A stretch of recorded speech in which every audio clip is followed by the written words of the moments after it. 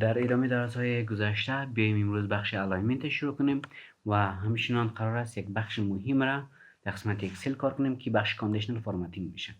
از این بخش ما میتونیم خیلی کارها، خیلی دیزاین ها را انجام بدیم. خب قبلش باید این بخش را استارت کنیم. من یک تا شیت جدید اضافه میکنم. از این قسمت میتونید شیت اضافه کنین. شیت مثل یک اکسل جدید میمونه.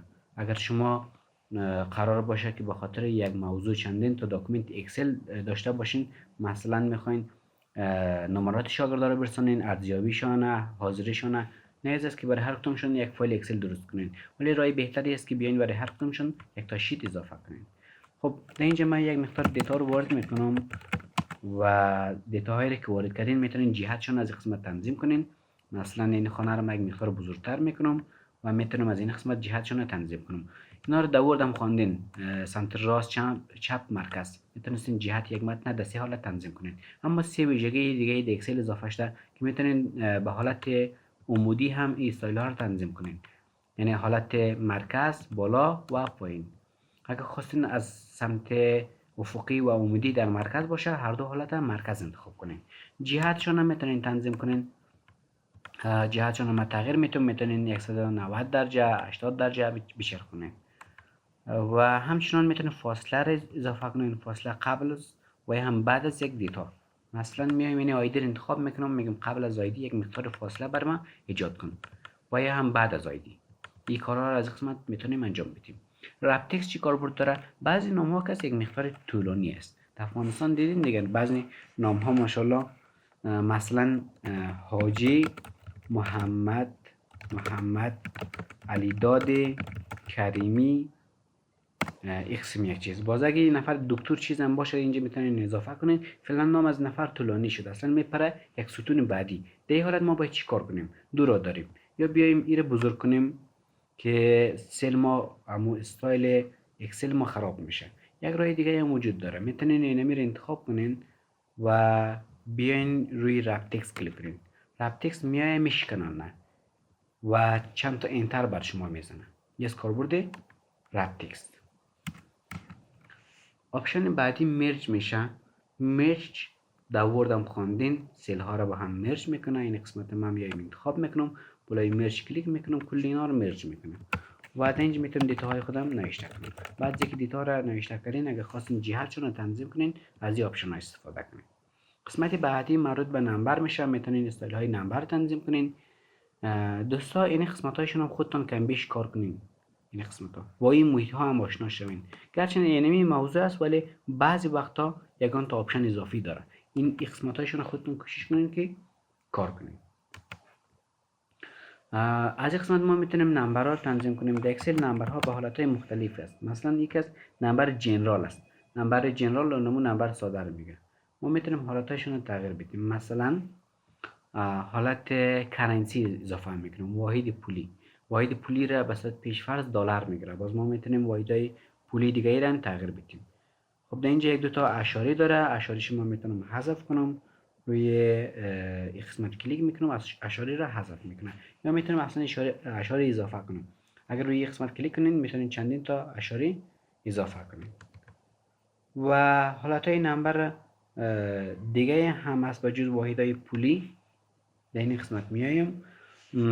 حالت پرسنتیج است، میتونید به صورت درصد استفاده کنید. حالت مختلف داره. حالت ساینتیفیک است، به صورت علمی براتون نشان میده. نظر بر نیاستم. خب اینجا من یک مقدار دیتا رو وارد میکنم. مثلا معاش کارمندا اگه باشه، بیایم دینیشت یک تا تیبل ما داریم، یک تا جدول داریم که لیست از کارمندا است. این قسمت معاشاتشون است. اگه ما بخوایم معاشاتشون رو مشخص کنیم که از کدام واحد پولی استفاده میشه، اینجا بیاین کلیک کنین و از این قسمت کرنسی رو انتخاب کنین. کرنسی واحد پولی که دلار اضافه میکنه، اشاریه‌شون رو حذف کنین. و همچنین میتونین واحد پولهای دیگه مثل پوند، مثل یورو از این بخش اضافه کنین. من میگم واحد پولشون یورو باشه. واحد پولی رو بر ما تغییر میده. یا شاید هم افغانی نیاز داشته باشین. اگر خواستین افغانی اضافه کنین، روی این آپشن کلیک کنین، از این قسمت مور اکاونتینگ انتخاب کنین و روی استانبول کلیک کنین، اف کلیک کنین. شما را در قسمت پایین میبره، کمی پایین تر برین. یکی هست به نام AFN. AFN مخفف اونمو افغانی است، گرچند در تلویزیون ها و خیلی جای دیگه AF استفاده میشه، اما در اکسل AFN مونده. روی اوکی کلیک میکنم، AFN اضافه میکنه، اشاری هاشون هم حذف میکنه. با این شکل میتونیم واحد های پولی را اضافه کنیم. قسمت بعدی کاندیشنال فورمتینگ میشه. کاندیشنال فورمتینگ در کجا کاربرد داره؟ اینجا یک جدول دیگه ما درست کردیم که لیست از شاگرد است، نمراتشون، نمراتی که دریافت کرده. اونم ساحه نمرات انتخاب کنین، بیاین بخش کاندیشنال فورمتینگ. قبل از اینکه این بخش ما کار کنم، باشه یک مثال در دنیای واقعی براتون بزنم. مثلا میگم که کسی که نمره بلند در صنف گرفت، بالاترین نمره را گرفت، یک تحفه، یک جایزه ما برشون تعیین کردیم. یک تحفه برشون میتونم، مثلا میتونم بگویم که یک لباس برشون تحفه میتونم، یا در یک صنف بورسیه میتونم بفرستم. یعنی بر اساس یک شرط است. اگر نمره را گرفت، کاندیشنال فورمتینگ هم این قسم است. اگر شرط صدق کرد، یک استایل برش میده. اگر شرط صدق نکرد، هیچ. خب روی آپشن کلیک میکنم، آپشن اولشون میایم گریتر دن، روی کلیک میکنم. اگر نمرات مثلا میگم بالای 80 بود، رنگ‌آمیزی کن. یا مثلا میگم اگر بالای 90 بود، رنگ‌آمیزی کن. فعلا ببینید هر نمره‌ای که بالای 90 است استایلش تغییر کرده. اونایی که 90 است با اینا کار نداریم، بالای 90. اگر خواستین خودی 90 هم بگیره، 89 رو قرار بدین. فعلا هر نمره‌ای که بالای 89 باشه اینا را رنگ‌آمیزی میکنه. ما میتونیم تشخیص بدیم که چی کسایی وارد اونمو شرط ما، وارد اونمو چیزی را که ما تنظیم کردیم میشه. دوباره میایم در این قسمت کاندیشنال فورمتینگ. گزینه بعدی است لیزدن. اینجا میایم میگیم که مثلا هر کسی که پایین تر از 50 نمره گرفته باشه ناکام است. و از قسمت کاستوم فورمت میتونم یک استایل اختصاصی بیتم. از اینجا میتونم رنگ فونت تغییر بیتم، میگم رنگ فونت سفید باشه و سیلش هم سرخ باشه. اوکی.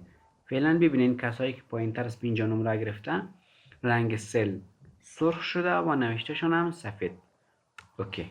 کنترل زید میزنم برگرد به حالت اولشون. دوباره این قسمت میایم، گزینه بعدی میشه بیتوین. اگر بین دو تا عدد باشه، پارچه های مکتب که فراموش نکردین، در این اواخر نمرات بر اساس گروپ بودن، گروپ الف، گروپ ب، و اینا از اینی روش استفاده میکردن. میگفتن مثلا بین 0 الا بین 40 یک رنگ داشته باشه، مثلا رنگ سرخ، کسایی که ناکام مونده.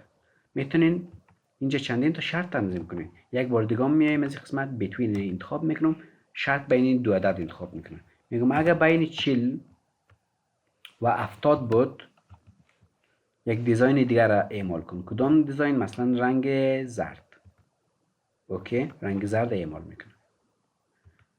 دوباره این قسمت انتخاب میکنم، میایم از بخش بیتوین میگم که اگر بین 70 و 100 بود، بین 70 و 100 اگر بود، رنگ چی رو انتخاب کن؟ رنگ سبز انتخاب کن. اوکی. فعلا ببینین کسایی که ناکام مونده 30، کسایی که نمره 100 گرفته 50، کسایی که بالاتر نمره رو گرفته سبز. یعنی میتونین چندین تا شرط هم تنظیم کنیم. کنترل زید میزنم برگرده به حالت اول. آپشن بعدی میشه ایکوال تو. اگر مساوی با یک عدد بود، یعنی من میخوایم بدونم که چه کسی بیشترین نمره رو گرفته. مثلا فقط نمره 100 برای مهم است، دیگه نمرات برای مهم نیست. 100 نوشته میکنم، هر کسی که 100 باشه او رو رنگ‌آمیزی میکنه. اگه خواستین رنگ‌آمیزی تا سفارشی باشه، روی کاستوم کلیک کنین، یعنی آپشن ها همه‌شون خودتون کار کنین. ببینید سختی نداره. از اینجا میتونین رنگ انتخاب کنین، از این قسمت میتونین از این قسمت هم میتونین رنگ انتخاب کنین، از اینجا میتونین بعضی از استایل ها رو تنظیم کنین و این قسمت خودتون کار کنین. یه از بخش کاندیشنال فورمتینگ آپشن اول. آپشن دوم ایناشون باشه برای روز بعدی. کارخانگی در قسمت دیسکریپشن براتون نوشته میکنم، 100% انجام بدید. موفق باشید.